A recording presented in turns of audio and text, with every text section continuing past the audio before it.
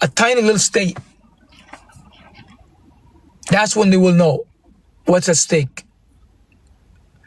Immigrants, I was walking down Minneapolis, fantastic human beings. I love people from Minneapolis. I love people from Minnesota, period. They really are wonderful human beings. They renew my love for America. After I went through racism, after I got fired, after I got mistreated, after I got belittled, after even my teeth here is messed up because of America. It's not because of the war. And I write about that in our book, America Made Me a Black Man. You can pick it up right at Barnes and Nobles. You can pick it up from Amazon. You can pick it up from everywhere. I know they're trying to suppress it, but it's the truth. Everything that I wrote in that book, I have evidence, including what happened to my teeth right there. All of that. You know what I mean? I'm a Muslim. I brush my teeth 5 times a day. So why are they like that? Read the book, you'll know it. Read the book, you'll know it. Ask a black man, they'll tell you. Ask black people, they'll tell you. The medical system is racism. The education system, there's racism. The healthcare system, there's racism. The media system, there's racism. There's banking system, there's racism. Racism is built in throughout the whole system of American infrastructure. That's why it's harder for black people to make it. I mean, think about it. The South Africans that came, that were given a permission to come to the United States of America, and now they came, and now they're saying, we don't want to stay here, we want to leave. Because they don't want to struggle the way I struggle. They don't want to struggle the way I struggle. When I came to this country, I worked at a gas station for 16 hours a day. 16 hours a day. I wanted to help my mom put food on the table. 16 hours a day. When I got my first car, I got picked up. And for what? Someone disturbed the bank. There was an attempted bank robber. We're gonna pick you up. And I'm like, man, I got a bad leg, man. I'm an immigrant. I don't smoke weed. I don't listen to like destructive music. I'm like a little, almost cat-like. I'm not part of the system. I go home, I read my book. I'm a nerd little kid. You understand what I'm saying? Because I wanted to make it. I wanted to read books. I wanted to make it. I wanted to read books. I wanted to understand America. I wanted to be a doctor. You know what I mean? I didn't have time to play around. I didn't. Because for me to come to the United States of America, I was giving a second chance. A second chance in life. Born again. I was born again. Life. I was given a second life. I was like, war is behind me. Being gravedigger is behind me. I enter the heaven. Dear God, to help me. You understand? I wanted to be an American. I wanted to eat like an American. I wanted to dress up like an American. I wanted to drive like an American. I just wanted to be an American. I love the American highways. I love the trimmed grass, the trimmed grass of America. I love everything about America. But you really are not American until you learn to drive. An African American child is not really an American until they learn to drive. An African American child is not really American until they get educated or until they get a job. The black people who are educated face more racism than black people who are not educated. Black women always have little access than black men. Black man gets the harshest. And the system doesn't care whether you're from Somalia, or you're from Afghanistan, or you're from Iraq, or you're from whatever. If you're shaded, you're going to get it. If you're shaded, you will experience racism. This is a book of immigrants. A book of immigrants. It's a book of decision. It's my first book. I wanted the whole world to know my first book. I know the book is being suppressed. I know that 100%. It has been suppressed for a very long time. But I'm not a man that hates America. I can never hate anybody. I'm a product of war. My father prepared me to look at human beings in the eyes and respect them. If you have water, I'm supposed to share this water with other human beings. Because when you are a survivor of war, what you're thinking about is survival is your objective.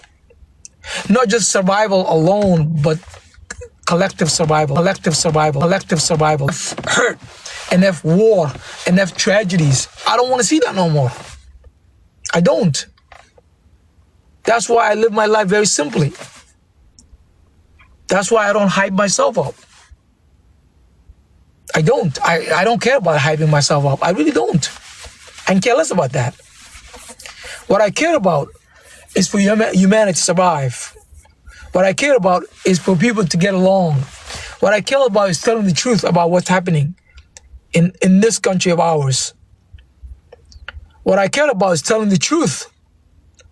The truth is, America is a nation of immigrants, and there is racism also built in the system. And if you are still trying to deny, go walk down the street in Minneapolis without a passport, shaded skin. Go do that. Go to the airport today and without a passport, and you will be detained just because you look different. That existed in the American life for a very long time. All the African American community are the real teachers of that. They are the real knowers of that. African Americans know that. They were taught by the system. They didn't have to go to school.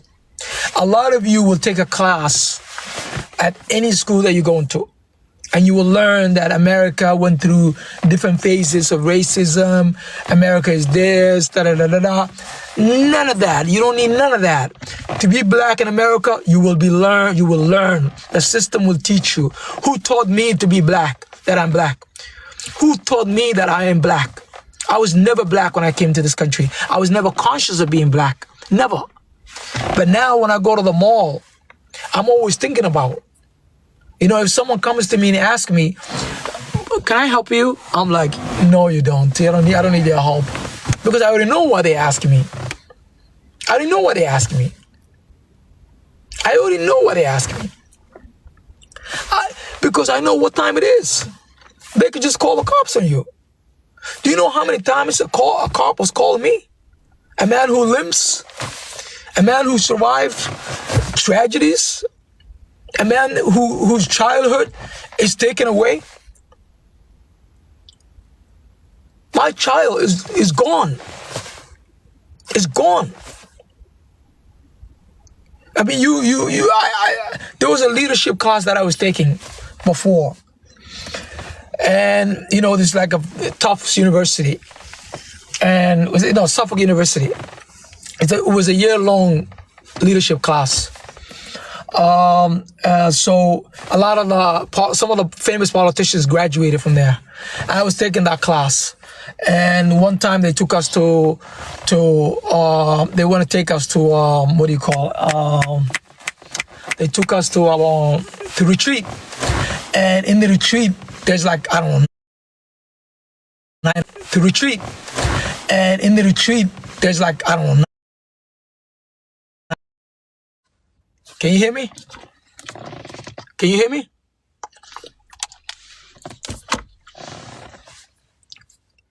Say yes, you can hear me. Tap the screen. Can you guys hear me? Okay. If you can hear me, because I'm doubting myself here. Thank you. So I was taking this class. They took us to a retreat in New Hampshire. And 2-day retreat, right? And we're in that retreat, we're talking, and they wanted to break us down and start talking about things that hurt us, And there were cops in the program. There were politicians in the program. There was so many. The class was very diverse, And I swear to God, every single person cried. All of them, they cried. Because when you talk about something that bothers you a lot, You know, like you expose yourself and tears start flowing, like everybody start crying. And I'm the only one that didn't cry. I'm the only one in the classroom that did not cry. None. Tears couldn't come out. It just couldn't come out. I was like, all these people, what they're crying about, it was pathetic. You know, like, to me, it was pathetic. To them, it's not. Let me clarify that. To them, that's all they've seen in life. Tap the screen, guys. That's all they've seen in life. One cop was weeping, and he was weeping because his mother was mean to him when he was young. His mother was mean to him when he was young. Another one was crying because the love of his life left him. A woman was crying because her boyfriend abused her. I mean, all those things are, I'm not taking that apart. I'm not taking that away from them. You know, those are all like, this is their lives. And I'm over here, that I supposed to cry about what? Like someone was mean to me? I mean, you have to understand where I came from first. You have to understand where I came from for you to know what I can cry about. I mean, in the year of 1992, I was a gravedigger. That when human beings are unalived, I would be the one to bury. In the year of 1991, I witnessed a man who was unalived in front of me, and his ear was still twitching. And everybody was talking about, let's bury it. And I'm like, no, the ear was twitching. It's like, he's not coming back. You know, you honor those who are unalived in war. I know all these pathetic leaders in America are saying that we should abandon the rules of engagement. The rules of every war has a rules of engagement. Everything has boundaries. I know in America, those who are ruling a country now have absolutely no boundaries, and that's going to hurt all of us. Everything has boundaries. In war, those who participate in war honestly and respect the boundaries, respect the principle of war, the boundaries, the fundamental rules of war, they hardly have the PTSD. Those who abandon the limit, those who destroy the planet, those who cut the trees, those who harm the living, those are the people. Those are the people. And I don't know, someone's just keep calling me. Sorry, guys. You really have to understand. In life, everything that you do will come back to you. Everything that you do will be a toolbox that awaits you. Everything that you do. In America, my talk today is racism is real. Also, what's real is America is a nation of immigrants. Racism is real, but America is also a nation of immigrants. America is a nation of immigrants. If America abandons that foundation, where would America go? And who is not an immigrant? Tell me one community that's not immigrant. Go to any community in the US. The Irish community, neighborhood in Boston, Charlestown, South Boston, mostly Irish. The Jewish community in Brookline.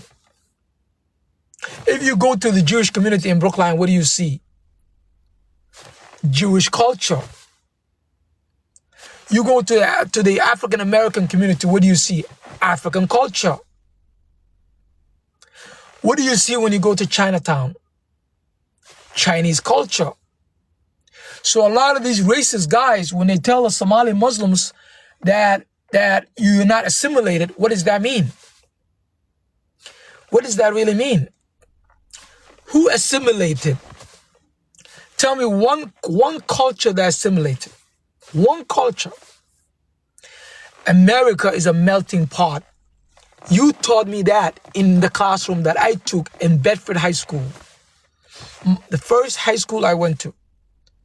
The people who exposed me to literature. The people that I adore to this day. Probably the best time I had in America. My high school. When I first arrived, walked into the high school, I still remember what I was wearing. I was very, very poor, but I was rich. Wisdom. I was poor physically, but rich inside. My interior was rich, but my outer look was poor. Do not belittle human beings because they don't have material. Even right now, when I travel and I go to small villages, I learn a lot more. I learn a lot more from poor people than I learned from an Ivy League graduated. Ivy graduates, all he knows is whatever he read. Someone who survived the unsurvivable.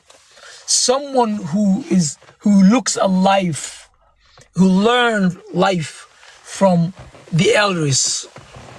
Someone who learned from the elders. Someone who learned from from culture, from real life experience. There's no way you can counter that. There's absolutely no way. There's no way. I learned a lot more listening to people than I learned from the books. In the African culture, they say when the elderly passes, a whole village, a whole knowledge, a whole library passes. The older you get in Africa, the more important your life becomes. It is the opposite in the West. I wrote in this book, white is a symbol of unalived. It's not a symbol of blessing in a different culture. This book destroys the narrative, the racist narrative that has been projected for many, many years. And of course, that's the reason why the book is not being promoted. But the book picked up many, many awards. It picked up many, many awards. I never said I'm a Black American. A lot of people are trying to look for attention. I never said that. Black Americans, African Americans are American-born Africans that you abused. I am an African-born American that you're trying to abuse. All Africans go through abuse. All Africans, you cannot hide. Nobody can hide. Nobody can hide that there's racism in this country. Nobody can hide. Absolutely none. And if you are one of those people that are trying to look for attention, that are saying that a white man in America is not from Europe, or a black man in America is not originally from Africa, I don't know what to tell you. You need help. You need go get some prayer, man. You know, like it's like saying Chinese Americans, they're not really from China. This country, the Native Americans are the only people, the people that I saw in Minneapolis, those wonderful Native Americans, absolutely wonderful human beings, the Native Americans, the amount of wisdom, I mean, I sat down with them, the amount of wisdom they had through the roof. Trust me, they've been destroyed for many, many years.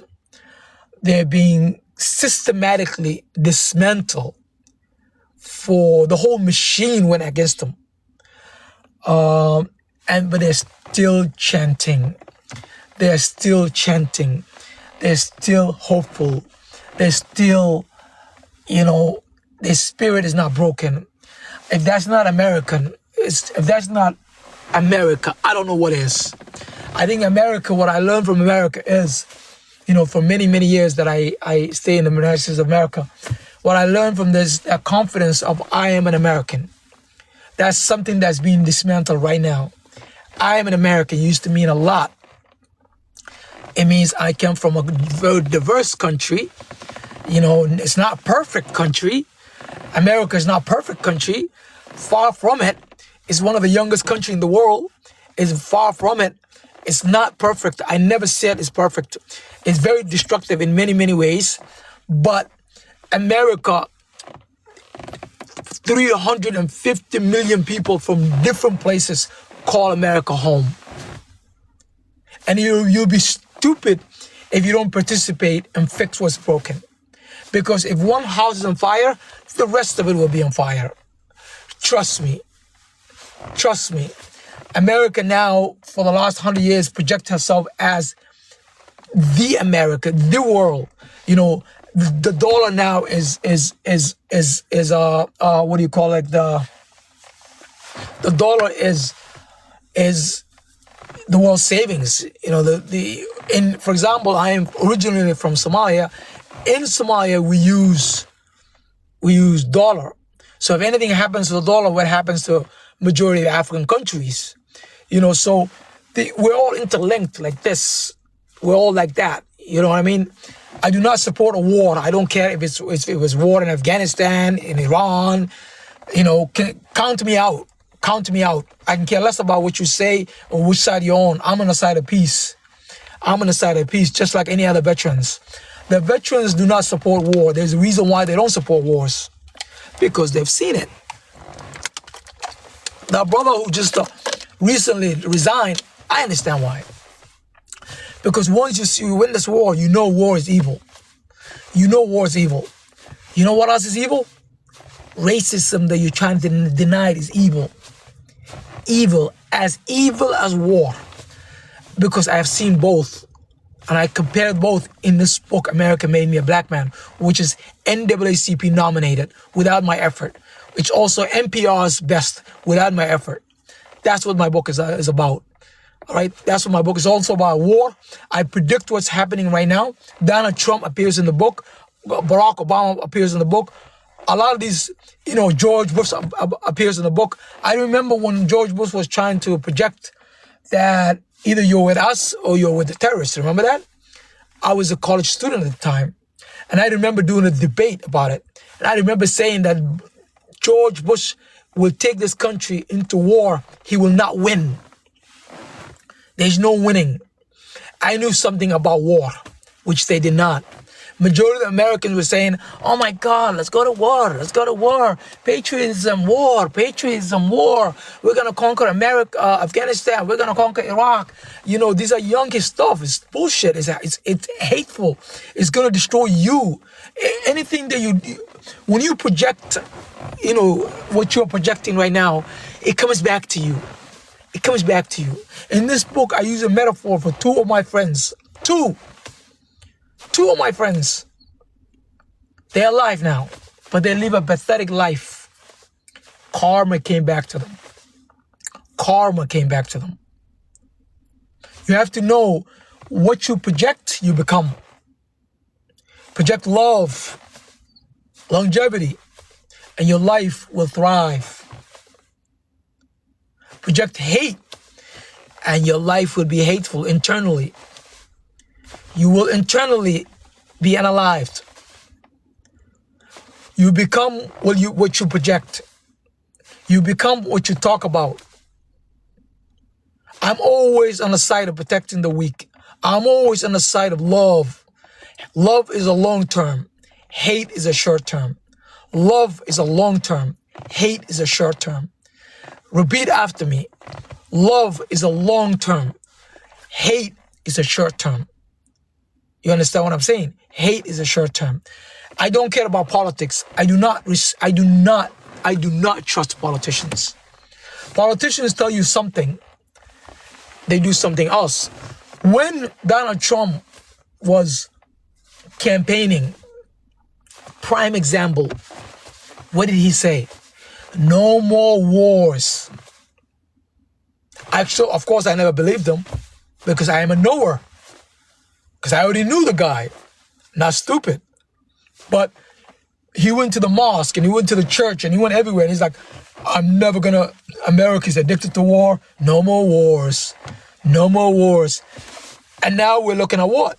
We're looking at third world war. We're looking at greater war. And even if he does that, he's not a good chess player. And he doesn't have a good chess player in his cabinet. Politics is about chess. You have to be able to know, if I make this move, what's the reaction? If I make that move, what's the reaction? He doesn't even know that. He just waged war. without consequence. And the consequence will be greater. And it's going to touch every country in the world, including you, whatever states you are, whatever country you are. Everyone. I mean, right now, African continent is having a hard time because of the oil. The Asian continent is having a hard time because of the oil. In these states right now, oil is going up. You understand what I'm saying? So, we can see the consequence of war. It's not worth it. It is not worth it. It is not worth it.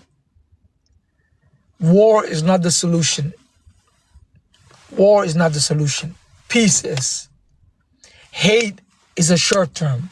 Love is a long term. Hate is a short term. Love is a long term. Love produces kids. Love builds relationships. Hate destroys everything. Many of us came to the United States of America not because of love, but because of hate. We ran away from hate. We ran away because our countries, there's war in our countries. So we left. We came to the United States of America. U.S. welcomed us. We built. We became part of society. America is built by immigrants. And then now you have now a racist fella in the White House who's projecting hate. And that hate, now we can feel it. There's a great uncertainty now in all of us. Ask any American how they feel right now. Ask anyone how they feel. No one knows what's happening. Everyone is confused because we are projecting hate instead of love.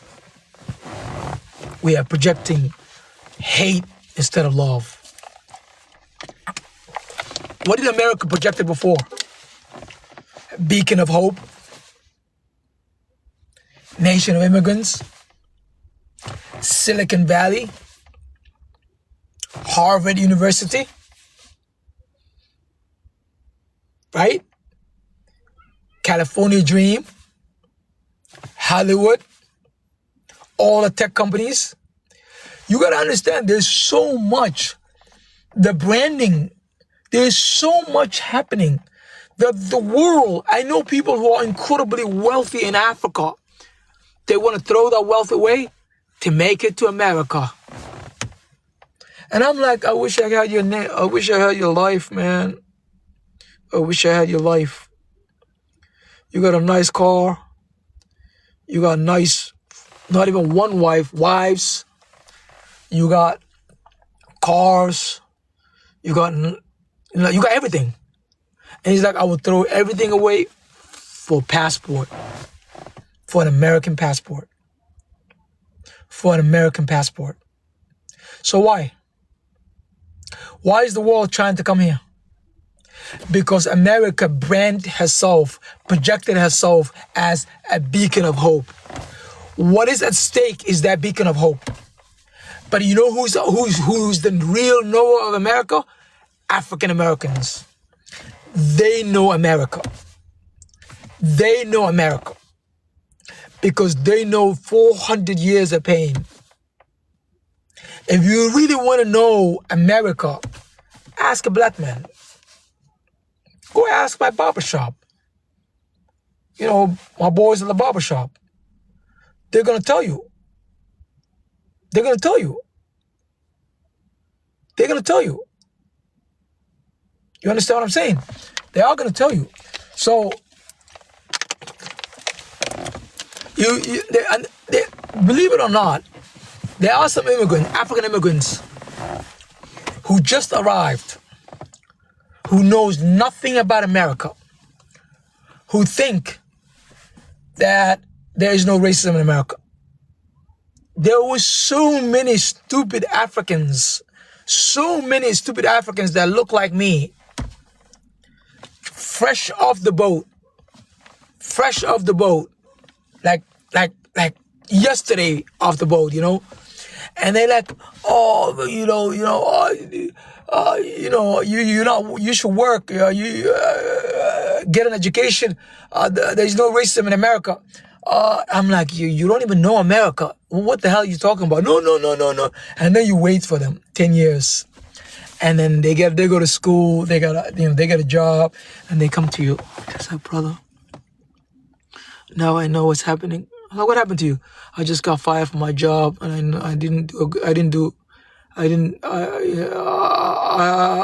like, okay. Now you're really American. Now you're really American. You're becoming an American. I was never American. America taught me what it is to be an American. Every country have their own little way of doing things. Every country, there's racism. I understand that. In the Arab world, it was family-oriented racism. That is also wealth-oriented racism. For example, in Dubai, there's an old Dubai and there's a new Dubai. The wealth determines where you live and who you hang out. Every country have their own thing. But I think American racism is not really a racism, it's system. Because other countries, they tell you who they are. They really tell you who they are. They tell you straight up, we don't like you. They just tell you straight up, we don't like you, period. In America, they never tell you they don't like you. It's system. System-driven. System-driven, that's it. You can just get deported. Or you just get fired.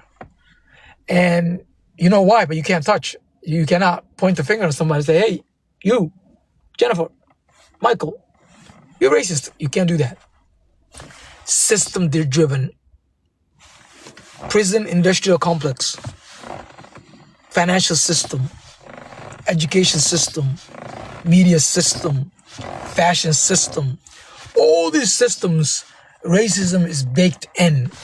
You know it and I know it. And that's what this book talks about. It doesn't point the finger at an individual. It says innovate the system. The system, not individual. The system. A writer is not a writer until the writer reveals what is the truth.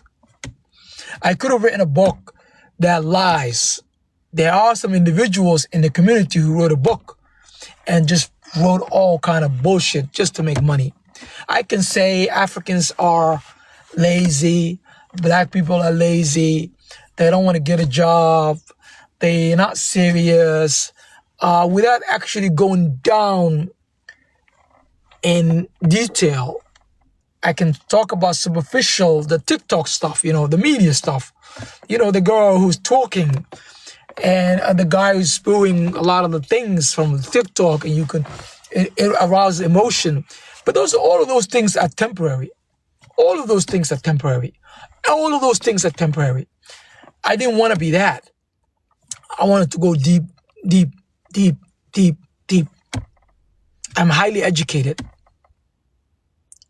It happened to me. Derek is highly educated. It happened to him. So many people are my friends. It happened to them. And it was never about individual.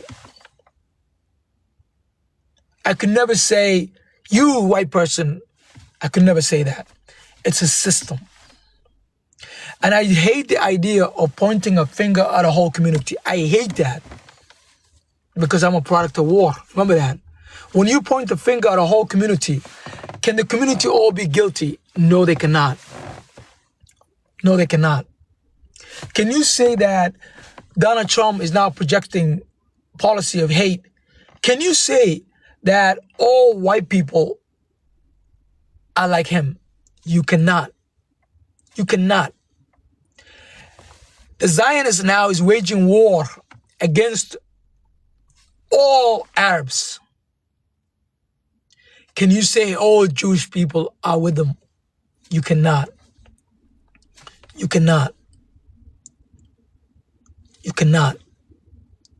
You cannot say everyone is guilty. You cannot do that. And I'm telling you from our experience of war. You make mistake, And you actually self-destroy when you point the finger at a whole community and you say them. There is no such thing as them. Policies change. Evil politics, political life. Those people who run politics, they change different, they wear different hats. The people that you should not trust are the politicians. The politicians are the real evil because they're the ones who shape our mind. They're the ones who say things, rhetoric that are hateful. That doesn't mean my next door neighbor I don't care for. When I was in Minneapolis and I'm staying in a neighborhood, like sort of rich neighborhood, and a guy came to our door and says, we love you, we love you, we love you. If you ever see ICE, please use this whistle. We will come and rescue you. Are they connected to us? You know, in America, there is no such thing as community. Like, for example, in the African life, the community gathers and drinks tea every day. In America, it's not like that. America is sort of like, there are so many people, so many cars, but you feel alone most of the time. You feel alone most of the time. Because, you know, America puts capitalism first before humanity. In the African culture, when they ask me, how are you? They really mean, how are you? In the American culture, when they tell you, how are you? The next question is, what do you do? And if the person thinks that they can exploit you or you can help them, they're going to be your friends. If not, they're never going to be your friend. That's just a fact. There are so many people that didn't want to talk to me because, you know, I don't have fancy car and fancy suit, and, you know, I'm not projecting, right? And they're like, yeah, how are you? How's things? What do you do? First, they didn't want to give me a chance. Second, I told them how I am. Third, they looked me up on Google. And then fourth, they were like, oh my God, write down my number. Write down my number. I want to be your friend now. Write down my number. Bullshit. You know, like I you know, because of the I like the culture that wants to know. And we used to be like that in the US, just to be honest. Because the more capitalism is pushed, money, the more you get away from that humanity, you know, like that we're all together in this. That my next door neighbor, I like to knock their door and ask them, how are you? You know, how's things? Can we have a coffee? I like that. I really like that. So for somebody, so we were living in a big houses and I never get to see anyone in the neighborhood. I hardly see anyone in the neighborhood. And some person came, knocked the door and dropped whistle. And they say, if you ever see ICE, call this, we'll come and rescue you. I mean, think about that.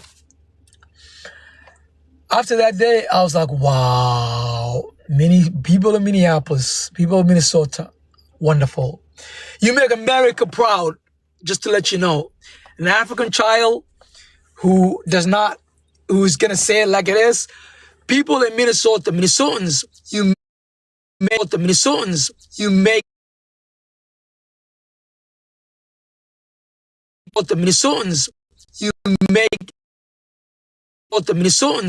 make knock my door. I'm glad I was in the house at the time. You came to knock my door and you care for me, and a stranger, someone you have not connection, you know, a Muslim, you know, a woman wears hijab, we're black people, Africans, we come from a nation of poet. For me, a house is, you know, we pray 5 times a day. There's no alcohol, there's no drugs, there's no drama most of the time.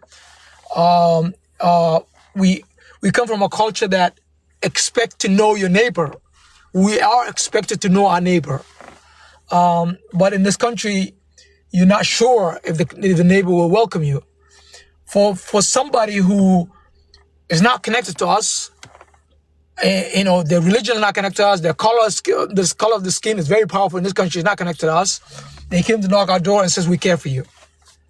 If that's not an American, that's not human, I don't know what is. So the whole time I was there, and the humans that were there, that were trying to care for their neighbors, I loved them for that. I am forever grateful to, I'm going to tell you a story of people of Minnesota. I actually wrote an essay recently called, Where's My Passport? You're in it. Your story is in it. And your story will be told globally. Because I have that global mindset. I have a global mindset. You understand what I'm saying? So what I'm telling you is this. In America, once you lose that nation of immigrant status, you lose everything. Once you lose that nation of immigrant status, you lose everything. Just remember that. When America loses that status of nation of immigrants, you lose everything. How do you lose everything? Go to any major city. Any major city. Go to any major city. Restaurants lined up. Diverse human beings lined up. Silicon Valley. Who are the workers of Silicon Valley? Go to Cambridge, Massachusetts, which produces 70% of pharmaceutical industry in the world. Go see them. Go to California. Anywhere in this country. The engine of America is immigrants. Immigrants. I was talking to a white man the other day, and he said his mother is an immigrant. Mother. You are that close, you, to immigrants. When immigrants stop coming to this country is bye-bye. Because how did America, one of the youngest countries in the world, became superpower? The same way Saudi Arabia became important when Muslims were significant, because anyone who accepted Islam were given a land, permission to marry and stay in the land. Diversity was real in the Islamic world. That's why the empire thrived. Because there is no one way of thinking.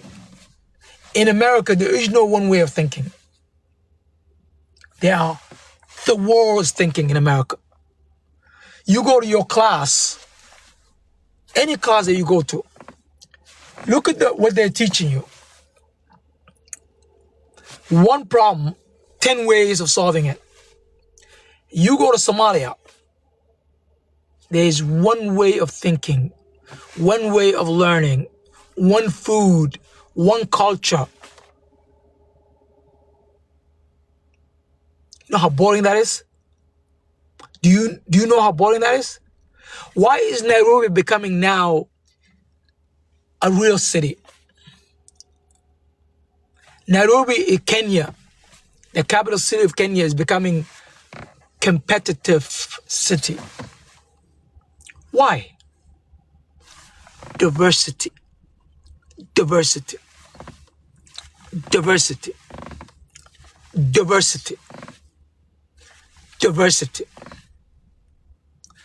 Diversity. Because now you have Chinese restaurant.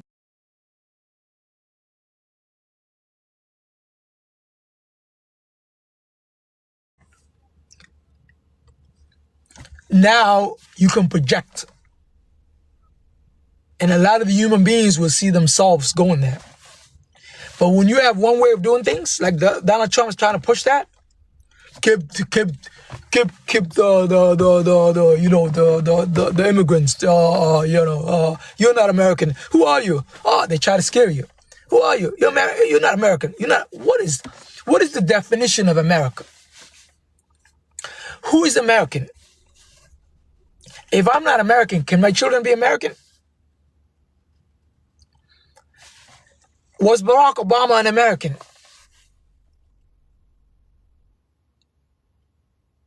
I'm asking you the question. Was Barack Obama an American? Is he an American? A lot of you say yes. Donald Trump started his whole political projection, political life with the Barack Obama, who was the president of the United States of America at the time, as not being an American. He was not born in this country, he said, until he was forced to produce his own birth certificate. That is racism. That is racism.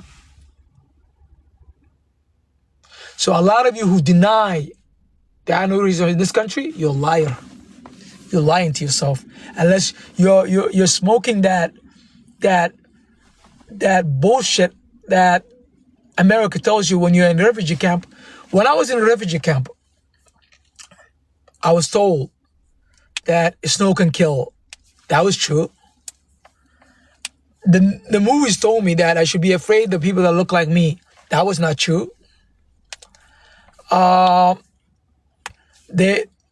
Like a lot of the things that I carry with me to come to the United States of America, I no longer carry it. Because when you're on outside of the country, they tell you a narrative. You come into this country with that narrative. That doesn't mean that that narrative is true. It does not mean that narrative is true. I came to this country as a refugee. The narrative that I carry into the country was bullshit. What I know about America right now, I learned it from the real teachers. And who are the real teachers about America? Black people. They are the real teachers of America. Because they know America from the pain, from struggle, from trying to survive the system. If you are comfortable, you never want to learn something from someone who's wealthy, who's the favorite son of the family. You never learn from that person. You never learn. What are you going to learn from a rich person? Rich is always in an island wall. Someone who's comfortable can never teach you anything because they've been protected all their lives. They have been protected all their lives. What do they know? What do they know? But if you sit down with the one who struggles, they teach you everything you want to know. They teach you everything you want to know. So I learned from Miss Parker in the book. I learned from Derek in the book. I learned from Malcolm in the book. I learned from Tupac in the book. I learned from my mother in the book. I learned from my father in the book. I learned from the Nation of Poet in the book. I learned from War itself in the book. I learned from life in the book. The greatest teacher is your own life. The greatest teacher is your own life. Every day as you go, you will learn something. You're only going to remember the pain. You never remember the pleasure. It's just a fact. You never get to remember the pleasure. You only get to remember the pain. Why? Because the pain scars you. The pleasure does not. When you have a good time, if you're married or you have a girlfriend or whatever, and you travel, you have a good time, you do a lot of things together, and then all of a sudden you guys fight, you're never going to remember all the good time. You're only going to remember what that person did to you. Period. Period. You're never going to remember all the good time. None. Pain is all you're going to remember. Because pain teaches you. Pain scars you. Pain.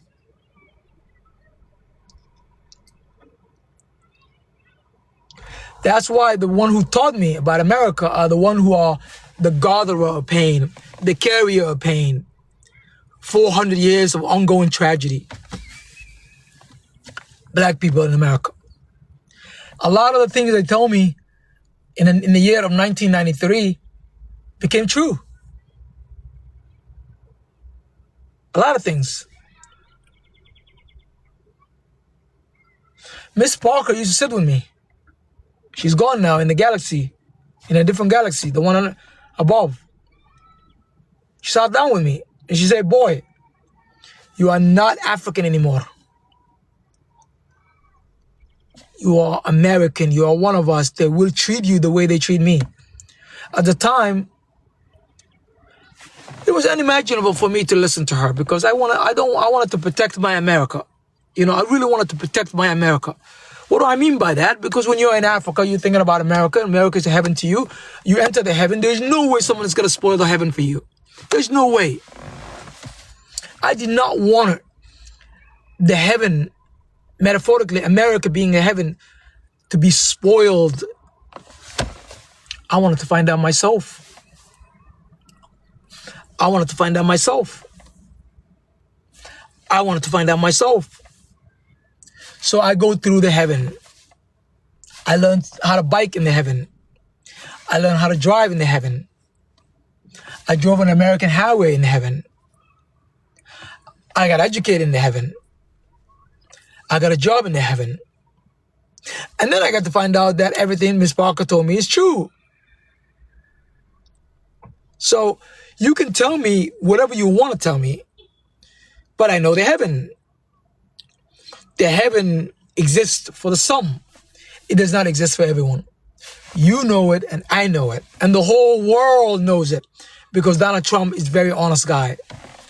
Donald Trump is the honest guy ever. Black people were struggling to say for the last 400 years, dear America, there's racism. Dear America, there's racism. Dear America, there's racism.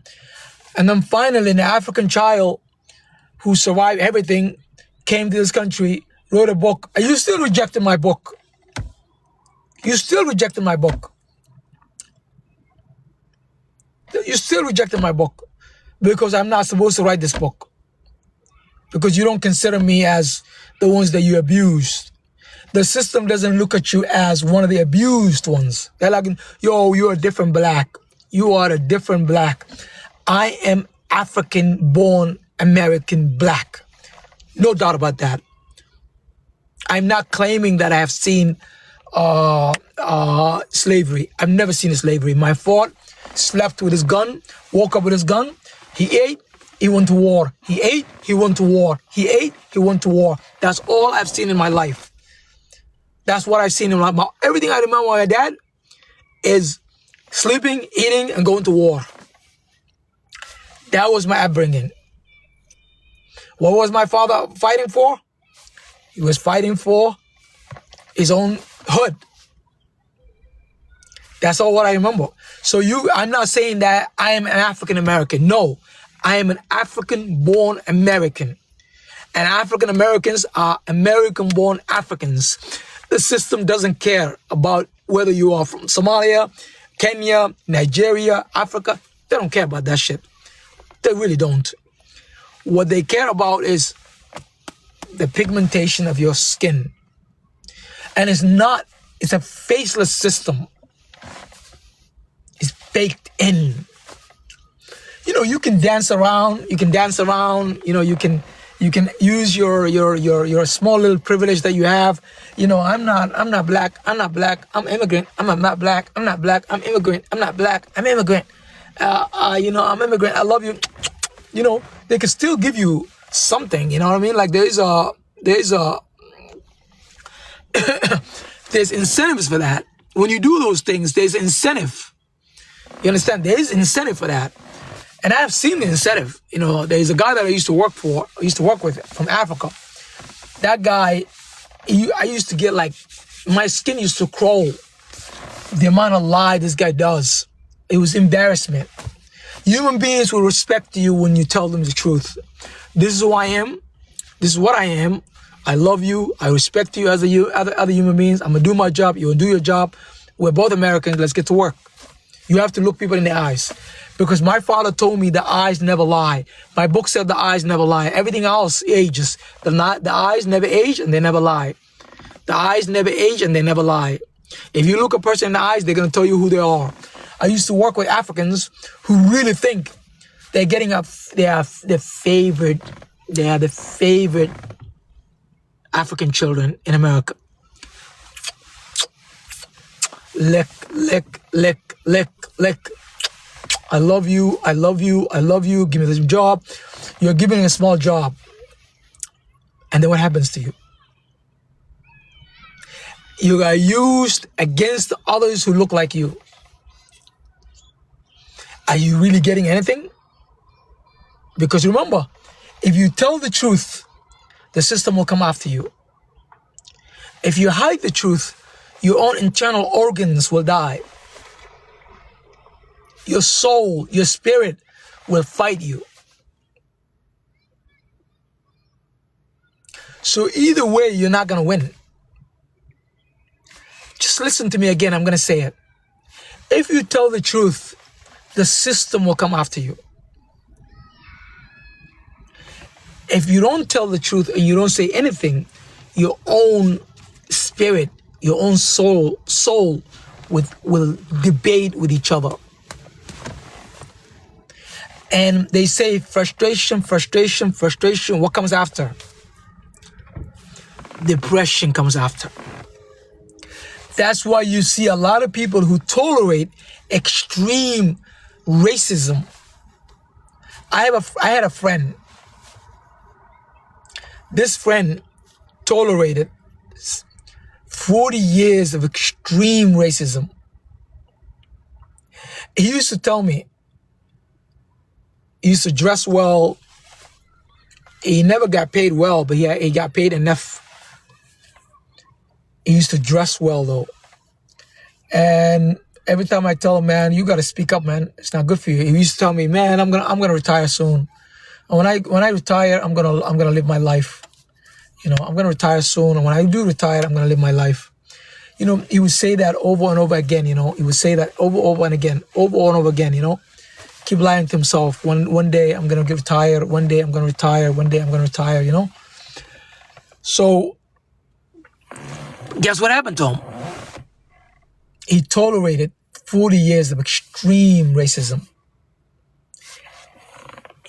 As soon as he got retired, he had a heart attack. Gone. His body was holding so much hurt so much that his internal organs were dying. Gone. My first teacher in college, exactly the same thing happened to him. I ran out to him the other day. He was a wonderful guy, wonderful African-American guy. Wonderful guy. He's the one who helped me with financial aid. He's the one who helped me with applying college. He's the one who tried to help me out a lot. So the other day I saw him, he's in a wheelchair now. He had a stroke. You know how he got the stroke? He never complained. He never speak up. He tolerated. He tolerated. Couldn't go to sleep. He lost his sleep. He lost a lot of things. And finally, he had a stroke. Is that a natural stroke? Can you guys tap the screen? Tap the screen. Somehow the thing is stopping. Tap the screen, guys. Do you think he had that's a natural stroke? No, because if you tell the truth, the system will come after you. Come after you, and if you lie, your own body will come after you. It's better to stand up. That's what I did. I never tolerated. For 15 years, I worked in this country. All 15 years, I struggled. And you know why I struggled? Because I couldn't compromise. When you're an immigrant, you are expected to compromise. When you're an African, an immigrant African, you are expected to compromise. When you're an African American, they will just fire you. I'll give you another example. I was driving. I read a book one time. Can you guys share the screen? Tap the screen, please. Tap the screen. Tap the screen. I'm gonna get off if you guys don't tap the screen. I was driving. I got one of these weird mind. I read a book and I liked it, so I want to go see the real character, where the real character takes place. So I flew into that state, picked up a vehicle, and drove. A cop follows me. He followed me. You know what it means when you see a cop, when you're black, when you're a conscious black. When I see a cop, turn the music down, buckle up, and drove below the limit. And finally, I got stopped in a dark alleyway. I swear to God, this guy thought I'm an African American. So he was very aggressive, incredibly aggressive. But I already know how to deal with him because you can't be aggressive with me. I seen war, man. I seen war, man. This is nothing to me. You know, a white man who's like with a pistol, who's mad, doesn't really. I mean, I don't even know. I don't even know what to say, man. It was just a pathetic. So I laughed and I gave him my license as a rent a car. I told him I don't know the registration. It's a rent a car, and he looked at my name, Boya. Of course, he knows I'm an immigrant. Of course, he can see I'm African. I'm not African American. So he's thinking about what to do with me. And I'm also not aggressive. I'm actually very calm. Like ice cold calm. Like very, very calm, man. I'm looking at the guy. Officer, how are you? Yeah. How's things? Yeah, this is my passport. This is my driver's license. Yeah, do your job. Comes back. Gave me over $200 ticket. And, I think that he needed some kind of trigger, So I asked him, man, officer, I was driving below the speed limit. He basically told me to get a life. Like he was agitating me. He was feeling guilty that I didn't escalate it. I didn't escalate it. I think he was kind to me. He didn't escalate it because one, funny name, Boya. Last name is not American. I don't have American names. He's probably saw my accent, and he was like, you know what, this guy's not a threat. So when you're an African American in the job, there's an elevated threat level. When you're African, they just want to goddamn use you. When you're African American, they just want to abuse you and fire you. They still uses Africans like me because we just want to work. We've come from another country. We don't believe in racism. If it doesn't exist, I just want to earn, man. So you just get abused a lot. And I know why you get abused, because you don't feel like you're an American. You're an immigrant. Immigrants get abused a lot. It's true. Immigrants get abused a lot because I get abused. My first job, I got abused. Second job, I got abused. I used to work for my first job. I did painting in high school. My second job, I used to do shelf home goods. I work at Home Goods, where I still remember like the stupid manager used to abuse me so bad. He never even called me my name. He used to call me a derogatory name. I I don't know, limping man or something like that. He would never say my name ever. I wonder if he can listen to me now. He was in his 30s at the time, so he's now probably now retired. He was a white man who was pathetic. He abused the shit out of me. Me and my sister, he abused us. But we were immigrants, you know. We just want to get a job. We just want to earn a living. We just want to send some money to our people back home. So I know that immigrants are abused. But I just don't want immigrants to I just don't want immigrants to deny the reality. That's it.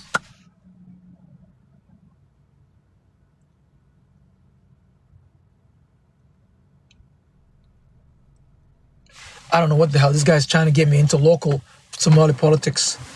Get a life, man. Go to another TikTok and talk about that. I don't want to talk about Somali internal affairs. Somalia is a country that's been abused for the last 400 years, for the last 100 years or so. Somali people are not enemies to each other. They're dealing with the colonial system. Somalia has the best location in Africa, the longest coast in Africa. And the reason why Somalia cannot have a government, because it's the same way Afghanistan cannot be allowed to be a government. You know, Afghanistan is a very strategic place, and that's why every country want to be part of that. Somalia is a very, very strategic place, and that's why every country wanted to be part of that. The Russians are there now, the Americans are there, the Europeans are there, the Israelis are there, the Chinese are there, every country is there. So the internal Somali politics, I don't get involved with that bullshit. You know, like, oh, you're that tribe, you're this, you're that, is bullshit. I don't get involved with that stuff. Somalia as a nation is broken. I know the reason why it's broken. You know it, I know it, the Americans know it. Anyone who reads knows it. We pray for Somalia to come out of the hole. We pray for the best. We like to see true leadership to come out of there. And that's what we're looking for. Inshallah, bi'idhnillah. Somalia, anwalat. That's it. What else?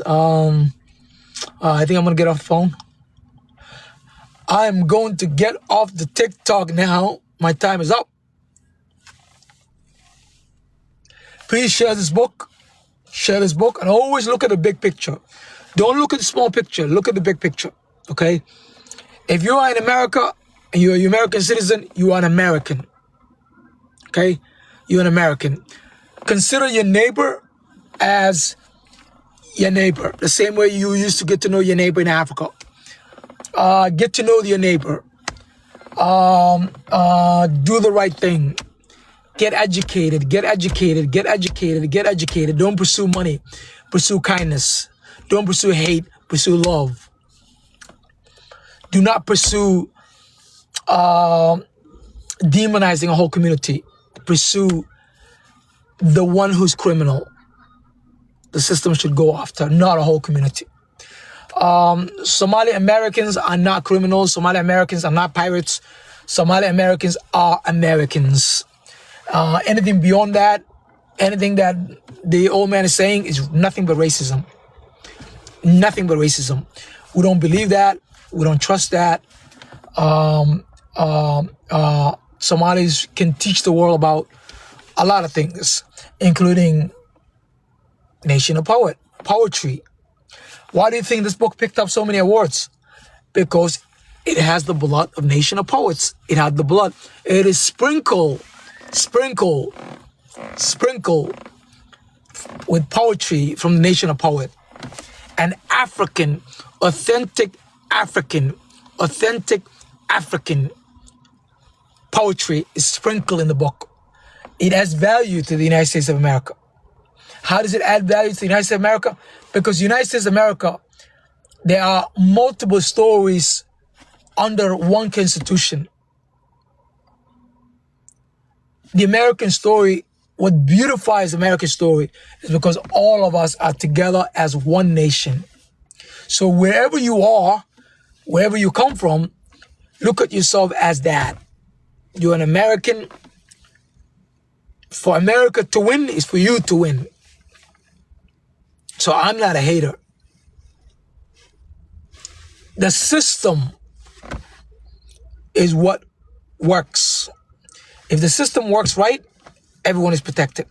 If the system is broken, then we're all going to be fragmented. Does that make sense? If the system breaks, we're all going to be fragmented. And I know a lot about that because in the year of 1991, home, a place I was born, fragmented. And no one won. Even though Donald Trump is pushing for that, he will not win. No one wins. When a nation collides, descends into chaos, no one wins. It is easier to destroy, it's very hard to build. It is very easy to destroy. All you need is emotion. All you need is a misplaced emotion. Misplaced political emotion. And you fall apart. Like Chinua Achebe's book, things fall apart. It will be incredibly tough to put it back together. So my advice to you is stay together. Stay together. Stay together. Coalesce. Vote. What you have to protect and change is the system. When I was in Minneapolis and I get to see the natives, the whites, Spanish, African American, Somalis, Asians, Chinese, Vietnamese, like all together protesting. If that is not an American, I don't know what is. That's the story of America. That's the story of America. So when I call this book, America Made Me a Black Man, well, it's an American story. It's an American story. Does that make sense? So all the haters that are watching me, I'm not a hater. I do believe that I belong to you, you belong to me, strangers care. I believe that human species are one, confused, competitive, deadly, I get it. But we're still one. And in the end, even if a third world war begins, now we're in the middle of third world war, you know that, we're in the midst of third world war, there's still going to be humans who survive. There's still going to be the humans who survive. You can never remove a whole tribe. You can never remove a whole nation, no. Because God decides, not you. You can self-destruct, but God decides who's going to survive and who's not. I survive because of God. All right?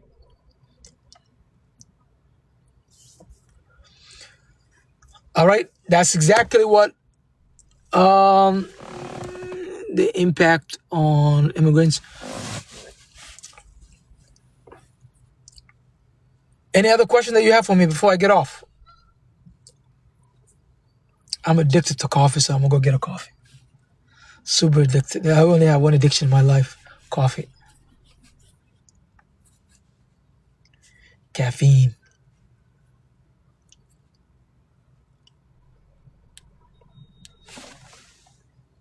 I'll see you next time. Please share that, all right? Share that. Share that. Share that book. Why don't we rebuild that country? Well, that's your job. Go back to Somalia, first of all. If you're not there, then you'll do it. We need honest people in Somalia. Honest, revolutionary type. If you don't